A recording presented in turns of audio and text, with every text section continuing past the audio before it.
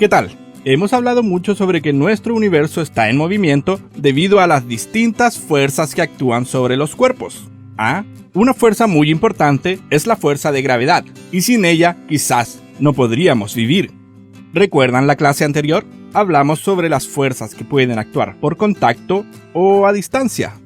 Pero hoy quiero que pongamos las cosas en perspectiva. Podemos vivir en nuestro planeta gracias a las condiciones que han resultado ideales para la existencia de la vida. Y una condición muy importante es la distancia entre el Sol y la Tierra. Si recuerdan nuestra clase anterior, dijimos que los cuerpos de mayor masa tienen una mayor fuerza gravitacional. Bueno, hagamos un pequeño paréntesis para comprender cómo es que los planetas orbitan alrededor del Sol. Imaginemos que eres un pequeño planeta Tierra que viaja en línea recta por el espacio, sin nada que te detenga. Un planeta más grande trata de atraparte con su fuerza de gravedad y tirarte hacia él. ¡Oh! No fue suficiente gravedad para detenerte. Solo cambió un poco tu dirección. Sigues viajando por el universo. ¡Oh no! Es el Sol, el cuerpo con mayor masa en millones de años luz a la redonda. Seguro que tratará de atraparte. ¡Oh! Esa fuerza de gravedad te atrapó. Tratas de seguir en la dirección que ibas antes, pero el Sol te sujeta con su fuerza gravitacional. Ahora orbitarás alrededor del Sol hasta el fin de los tiempos. O hasta que las fuerzas ya no estén en equilibrio. No te sientas mal, resulta que tú le hiciste lo mismo a la Luna.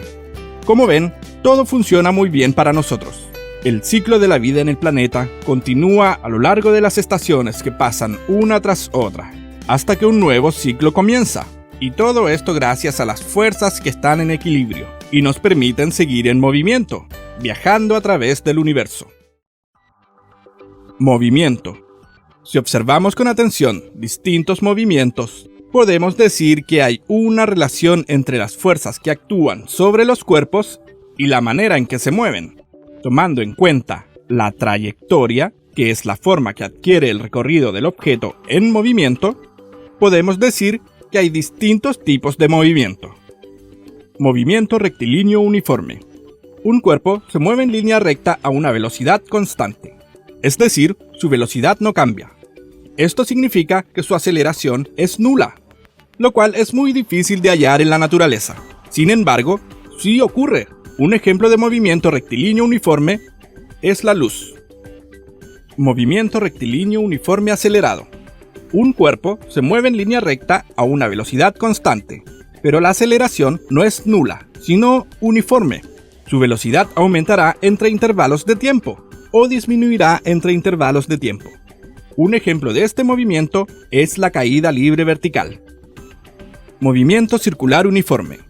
Un cuerpo tiene una trayectoria en forma de circunferencia y se mueve a una velocidad constante, es decir, que da el mismo número de vueltas en una determinada cantidad de tiempo, mientras que la aceleración es nula. Por ejemplo, la Tierra, que da una vuelta alrededor del Sol cada 365 días. Siempre a la misma velocidad. Movimiento circular uniforme acelerado. Un cuerpo tiene una trayectoria en forma de circunferencia. La aceleración es constante y su velocidad uniforme. El cuerpo dará vueltas cada vez más rápido o cada vez más lento. Por ejemplo, una ruleta. Movimiento pendular. Un cuerpo pende de una soga que oscila de manera periódica, ya que se repiten constantemente sus variables en cada unidad de tiempo. El ejemplo más claro es el péndulo del reloj. Los científicos dicen que el movimiento es un cambio de la posición de un cuerpo a lo largo del tiempo respecto de un sistema de referencia. Esto significa que podemos medir cuánto se aleja algo o cuánto se acerca algo. Podemos medir cuánto demora y cuántas veces se repite. Movimientos periódicos. Al observar la naturaleza, nos damos cuenta de que muchos procesos físicos, como los movimientos en el sistema solar, son repetitivos. O sea, los hechos suceden cíclicamente tras un intervalo de tiempo fijo. En estos casos, hablamos de movimiento periódico. Muy bien, cuando hablan de movimiento, los científicos dicen lo siguiente. Periodo. Se llama periodo del movimiento al tiempo empleado por un cuerpo en completar un ciclo. Es decir, es el tiempo que demora un cuerpo en llegar a un punto equivalente a el punto desde el que partió. El periodo puede expresarse en diferentes unidades de tiempo, como segundos, horas, días o años. La duración de cada ciclo es constante. Eso quiere decir que no cambia y puede medirse.